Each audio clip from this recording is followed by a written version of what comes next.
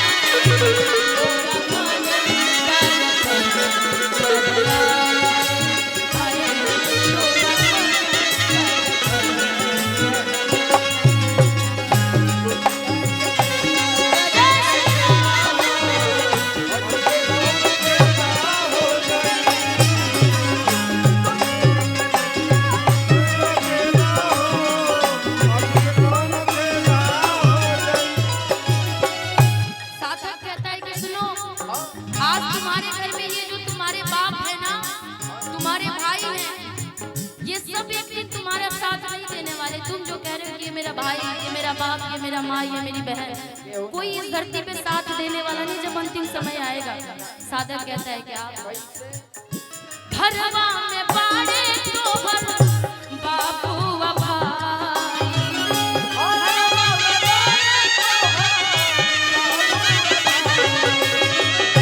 घरवा में पाड़े तोहर बापू व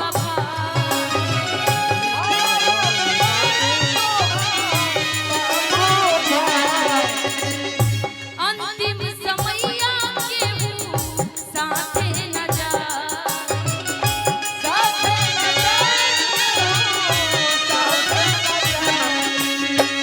घरवा में बाड़े तोहर बाप और भाई, अंतिम समैया केहू साथे न जाए।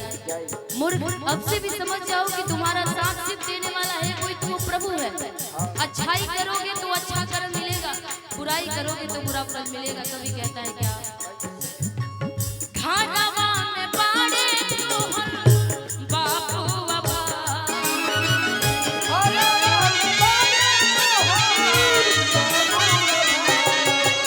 घरवा में बाड़े तोहर बापू व भाई,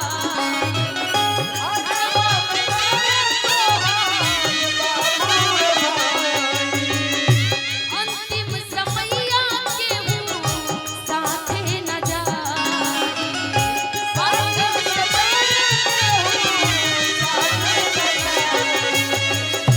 घरवा में बारे तोहर बाप और भाई, अंतिम समैया केहू साथे नहीं जाए। साथ में केवल सिर्फ प्रभु की आशीर्वादें जाती है। कैसे, तऊ है जगत गुरु के बना चेला हो, तऊ है जगत गुरु के बना चेला हो, आज के कवनो खेला हो जाए। दुनिया के मेला में अकेला हो, आज के कवनो खेला हो जाए। दुनिया के मेला में अकेला हो, आज के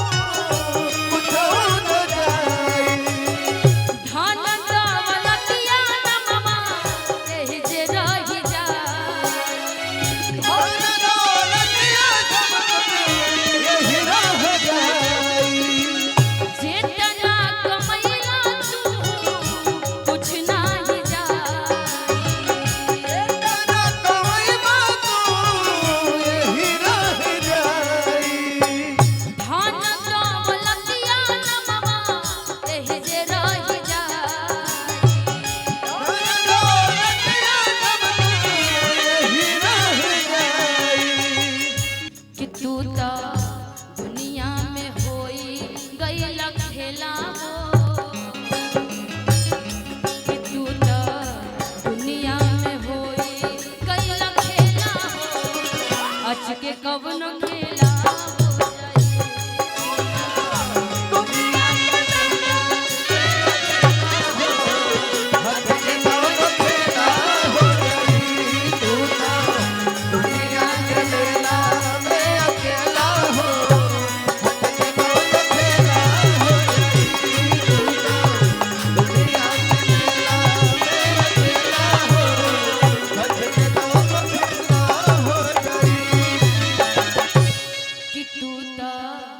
दुनिया के मेला में अकेला हो